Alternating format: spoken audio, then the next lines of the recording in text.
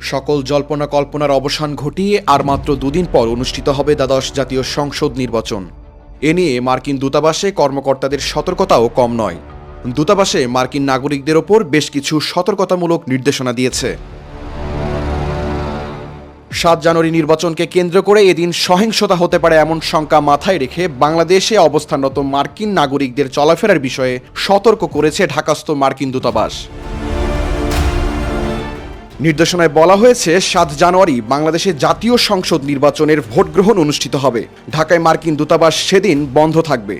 নির্বাচন কেন্দ্র করে মার্কিন নাগরিকদের সতর্কতা মেনে চলতে হবে। মনে রাখতে হবে, নির্বাচন যদিও শান্তিপূর্ণভাবে আয়োজন করা হয়েছে, তবে তা যে কোনো সময়ে সহিংসতার রূপ নিতে পারে।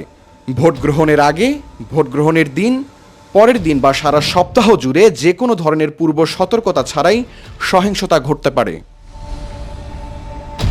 মার্কিন নাগরিকদের সতর্ক করে দিয়ে এক বিবৃতিতে বলা হয়, তারা যে কোনো বড় সমাবেশের আশেপাশে সতর্কতা অবলম্বন করে চলাফেরা করবে। সেই সাথে ব্যক্তিগত নিরাপত্তা পরিকল্পনাও পর্যালোচনা করবে। স্থানীয় ঘটনাসহ আশেপাশের পরিস্থিতির বিষয়ে সচেতন ও সতর্ক থাকতে হবে। এমনকি কোথায় কি ঘটছে সে বিষয়ে অবহিত থাকার জন্য স্থানীয় সংবাদ মাধ্যমগুলো পর্যবেক্ষণ করতে হবে।